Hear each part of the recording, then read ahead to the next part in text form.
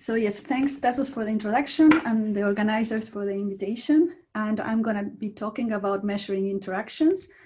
So our labs are in the EMBL outstation in Hamburg, and I am the head of the sample preparation and characterization facility. And we have a nice biophysical platform where we have all the technologies that the tools that one can use for measuring interactions between proteins and ligands and complexes also. So it was good that I was after the talk from Matthew, because he has already given a nice introduction to ITC and also to SPR. And I'm gonna briefly also talk a bit about DSF, also a bit about mass photometry, stop flow, and DLS also. So basically, I'm gonna use three examples.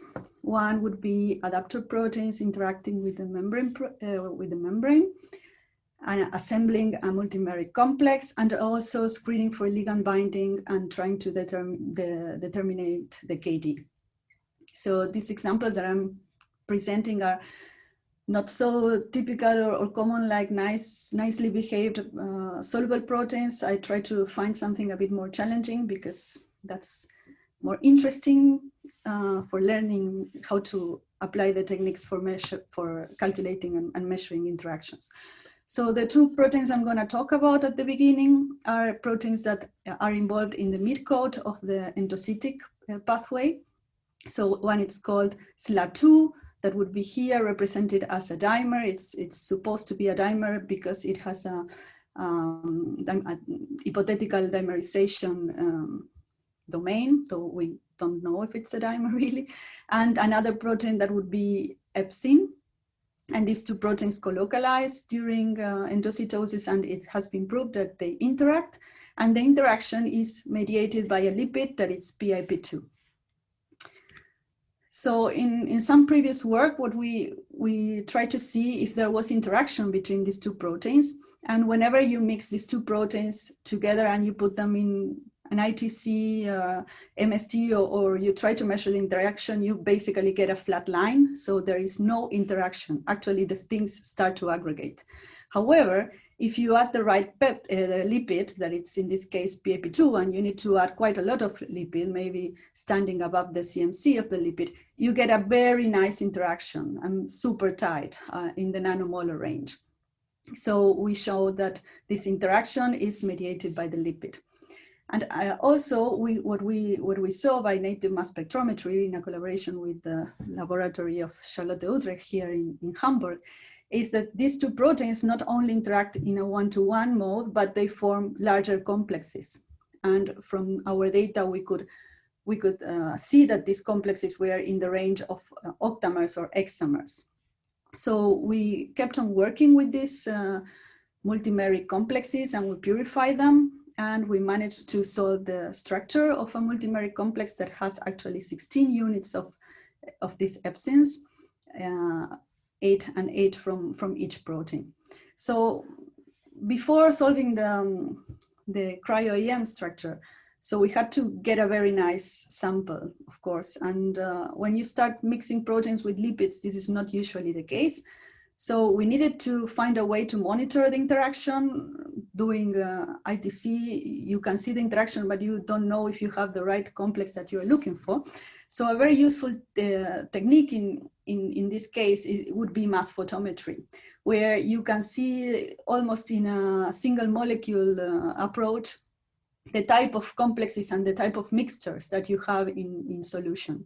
So here you can visualize that you have a lot of monomers, and also then you start building assemblies, and finally you reach the final state that was the one that we wanted, and actually is the most stable for solving the structure. That would be the 6-temer complex. So this complex that it's formed for 16 units, actually it's an assembly of 4 tetramers. And here I have the structure of the tetramers. It's 2 molecules of SLA2, the ANTH domain, and 2 molecules of the epsin domain. And you can also even see the PIP2 bound there, and you can see that their interaction is it's basically made by the lipid. And in these schemes here, I have represented where the lipid would be. So this is the way that this complex would be sitting in the membrane. So here again is the complex, and the first question that we thought that would come up would be, okay, so you're assembling these complexes in vitro, what about in vivo? So how do we know that this is the right assembly? So we started looking very carefully at the interactions and at the interfaces. And here I'm gonna focus what we did for interface number 1, but we did this for all the interfaces in the complex. And we have done a very basic approach that is just producing mutants, right? So introducing mutants and trying to see if you can break the interaction. So we looked for the mutants that we are sitting in the interface, and the first thing to do is to see what happens when you produce a mutant, if the mutation is going to kill the structure of the protein per se.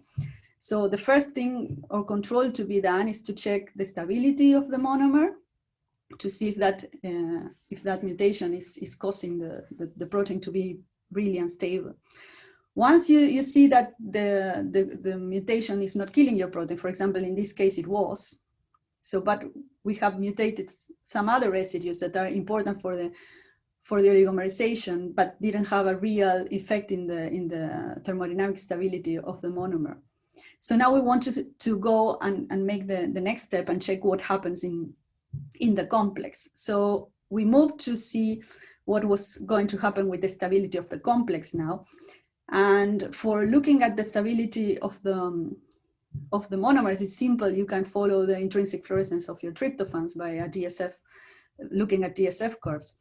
But you know, when you have 16 molecules all together with a lot of symmetry, sometimes looking at the intrinsic fluorescence is not good, because you have a lot of tryptophans that are contributing to the signal and gets a bit messy. So one thing one can look at is at aggregation. So we were, instead of looking now at the intrinsic fluorescence of the protein, we were looking at the static light scattering signal that comes from the same Prometheus instrument. And there we could see that some of the mutants were really disrupting the complex. But here we are just seeing that we have more unstable complex, but not that we are not having the complex. So another tool to see and to report that you're breaking that interaction would be DLS. When you are checking at the hydrodynamic radius of the complex, it's very big. So we are sitting here above 9 nanometers. And when you introduce different mutations, you see that you are shifting to smaller radius, coming almost to the radius of the monomers or dimers. And also you can corroborate this by innate mass spec, this time in collaboration with Frank Sobot. Here you would see a signal for the complex, and when you introduce one of the mutants that it's here, and you break the complex. So this was a way that we were showing with biophysical techniques that we were being able to break a complex. And of course, then we needed the confirmation that these mutants are really disrupting the endocytosis in vivo, and the yeast cannot grow any further. So another technique that we were using for assembling this and for monitoring the assembly of this complex, because all these proteins need to be together at the same time and at the right place. And actually the assembly of the endocytic midcoat is very fast. So we knew that the assembly of this complex had to be fast. So we started doing time resolved experiments using a stop flow attached, in this case, to the SAXS beam in Petra 3, the P12 beam line. And we were measuring the two proteins now in the presence of the lipid. And what we could see is, and we were collecting the scattering curves as a function of time. And what we could see is that this was really happening very fast. Almost after 200 milliseconds, we had the complex formed. Here I'm showing you just raw data, so it's only the RG. If one makes the convolution of the data, you can get nicer curves, of course. So now we have a complex, and we want to do, I'm going to show an experiment that it's not so traditional. So this this type of data that you see here resembles the data that it was previously shown in SPR in the previous talk. Well, this technology gives you the same type of graphics, but it's actually based on a different biophysical phenomenon, and it's BLA, so it's a bilayer interferometer. So we have an octet instrument. And what we wanted to see here is not how the things assemble, but on the other way, how you can disassemble the complex, because this complex has to assemble in the membrane to produce and to transport the force to the actin cytoskeleton to invaginate the membrane. But once this is done, you also need to quickly remove it from the membrane. So what we did in this experiment is we have one sensor that it's here, is this pin here, where we will coat one of our proteins. So we start with SLA2, and then in the solution, you will have the other protein. Actually here, you will have the other protein, and also in the presence of PIP2. And then you can measure the binding. So here we have the binding, the association, right? Then if you just move this sensor to an empty well, where you don't have the other protein and also you don't have the PIP2, you will start to wash out from the surface the bound protein, and you will see dissociation.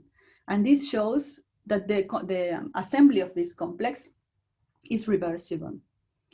In this case, the constants that we got are slower than the ones for assembly. This is maybe true, maybe the disassembly, it's really happening more slowly, but we cannot say also because we are immobilizing one of the partners. So now I'm gonna change a bit the subject, and I'm gonna talk about binding of ligands, small ligands. And for this, I chose an example that was from one collaborator, that it's Sebastian Springer, who was actually an iNext user and now is an iNext Discovery user. And this worked really well, and we managed to have 3 very nice publications. We were working with the MHC class 1 molecule, and the objective of our work was to get an empty state of this molecule. That it's something that it was not so easy. Actually, there were no empty states of MHC class molecules. So the way that we managed was introducing a mutant here, the sulfate bridge, and also using small ligands like dipeptides, GL or GM.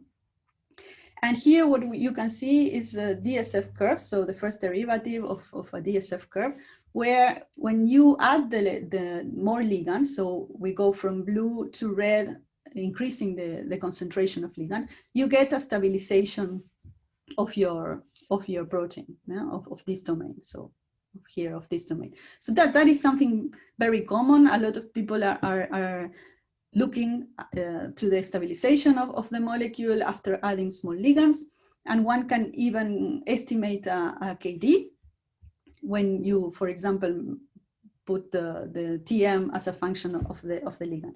So now what we wanted to do is, okay, can we now calculate the KD from such an experiment? So we started a study to do a proof of principle to get KD determination from DSF curves, also after a titration of ligands. And you get your nice curves, and you can stand somewhere at a specific temperature, obtain a curve, and then get the KD. So the way you do it is you use the fluorescence signal, and you have to have in account the slopes for the folded and the unfolded states, and also the intercepts of the folded and the unfolded states.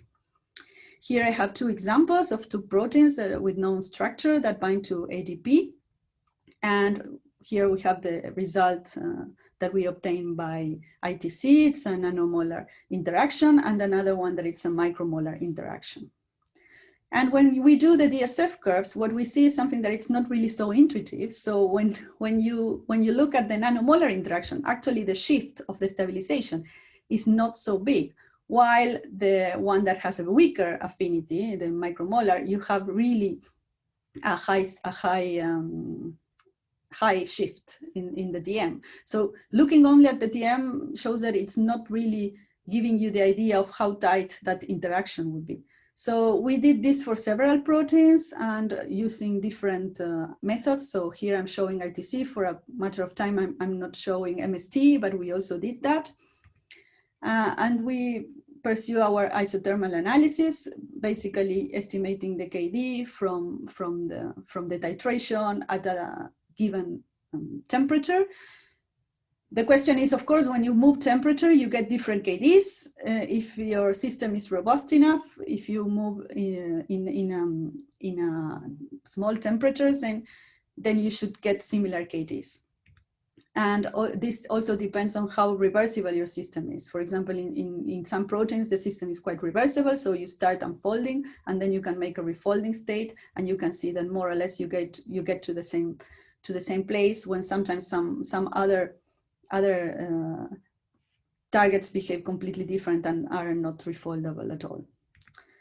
So just to finish, I want to introduce a data analysis platform that we are launching now in our facility. So basically, when you measure your data in whatever instrument you're measuring, you can submit your data to our server as an Excel file, and you can calculate KDs and also see stability for your detergents and buffer screens.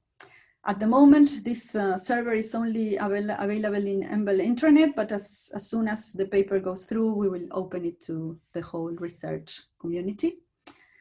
So with this, I want to thank my team and the SAXS group, and also my collaborators, Sebastian Springer in Jacobs University, and the people in the structural molecular biology in Leeds, Stephen Munch, Frank Sobot, and David Clare, and also in MPI, Michal and Mark.